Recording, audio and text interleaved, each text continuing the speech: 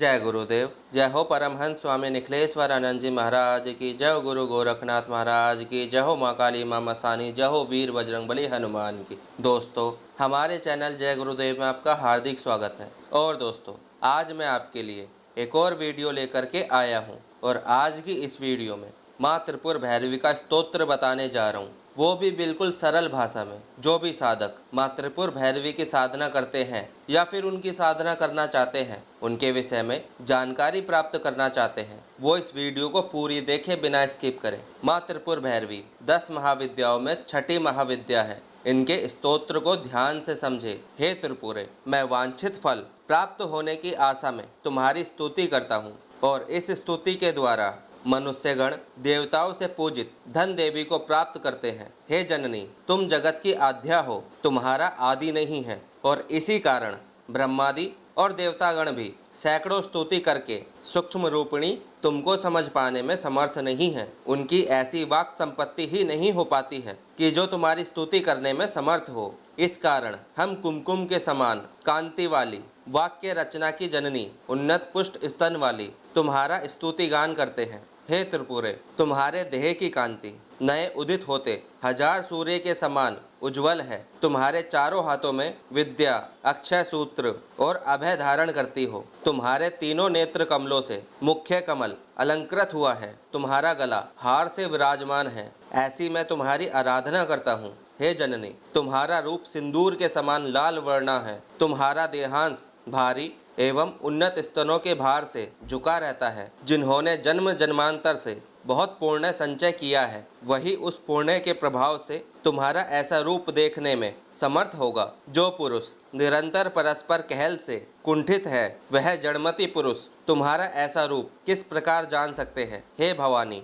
मुनिगण तुमको स्थूल कहकर वर्णन करते हैं, श्रुतियाँ तुमको स्थूल कहकर स्तुति करती है। कोई जन तुमको वाक्य की अधिष्ठात्री देवी कहते हैं। अपरापर अनेक विद्यमान पुरुष इस जगत का मूल कारण कहते हैं, किंतु मैं तुम्हें केवल दया की देवी करुणेश्वरी जानता हूँ। हे जननी, तुम चंद्र से अलंकृत हो। तुम्हारे देह की कांति शरद के चंद्रमा के समान शुभ है। तुम ही 50 वर्णों वाली वर्णमाला हो। तुम्हारे 4 हाथों में पुस्तक, जपमाला, सुधावर्ण कलश और व्याख्यान मुद्रा विद्यमान है। तुम ही त्रिनेत्री हो। साधक इस प्रकार से तुम्हारा अपने हृदय कमल में ध्यान करते हैं। हे जननी, तुम ही अर्धनारीश्वर शंभु रूप से शोभायमान हो। तुम ही कमलासलिष्ठा विष्णु रूपिणी हो। तुम ही कमल योनि ब्रह्मा स्वरूपिणी हो। तुम ही वागाधिष्ठात्री देवी हो। ब्रह्मादि की सृष्टि क्रिया शक्ति भी केवल तुम ही हो। हे अम्बे, विद्यवान पुरुष वायु का निरोध करके काम क्रोध आदि 6 शत्रुओं को जीतकर अपनी नासिका का उग्र भाग देखते हुए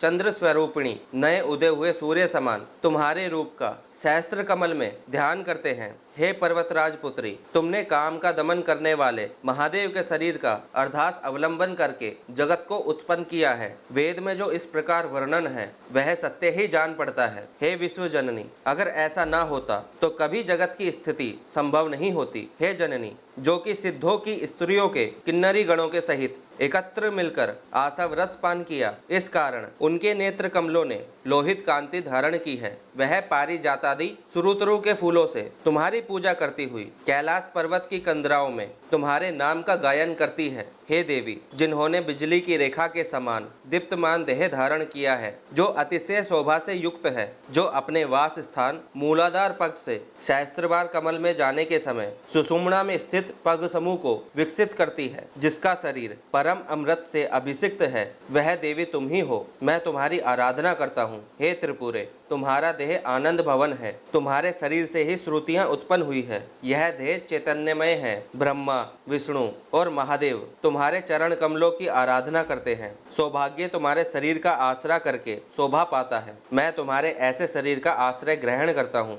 हे जननी, जो चंद्र रूप से भवनों की सृष्टि, सूर्य रूप से पालन और प्रलय काल में अग्नि रूप से उस सब को ध्वंस करती है, उस शारदा देवी को मैं कभी न भूल सकूं। हे पर्वतराज कन्या, साधक गण, तुम्हारी नारायणी, नरक रूप सागर से तारने वाली देवी, गौरी दुख नासिनी, सरस्वती, ज्ञानदाती और 3 नेत्रों से विभूषित इत्यादि रूप से आराधना करते हैं। हे जगन माता, जो पुरुष तुम्हारी स्तुति करते हैं वह तुमको प्राप्त करके वाक सिद्धि को प्राप्त कर लेते हैं और देह के अंत में परम गति को प्राप्त करते हैं। तो दोस्तों, ये है माँ त्रिपुर भैरवी का स्तोत्र, बिल्कुल सरल भाषा में। मैंने अपनी तरफ से बिल्कुल सिंपल भाषा में आपको समझाने की कोशिश की है। अगर आपको मेरे द्वारा दी गई जानकारी पसंद आई है तो इस वीडियो को लाइक करें, चैनल को सब्सक्राइब कर दीजिए, बेल आइकन को ऑल पे कर दीजिए ताकि जब भी मैं कोई भी वीडियो डालूं तो उसकी नोटिफिकेशन आपके पास आती रहे। इसी के साथ मैं वीडियो को समाप्त करता हूँ। फिर मिलेंगे किसी नई वीडियो में। जय गुरुदेव, जय गुरु गोरखनाथ महाराज की, जय माँ काली माँ मसानी, जय हो वीर बजरंगबली हनुमान की। सबका कल्याण हो, सबका भला हो, सबकी साधनाएं सिद्ध हो।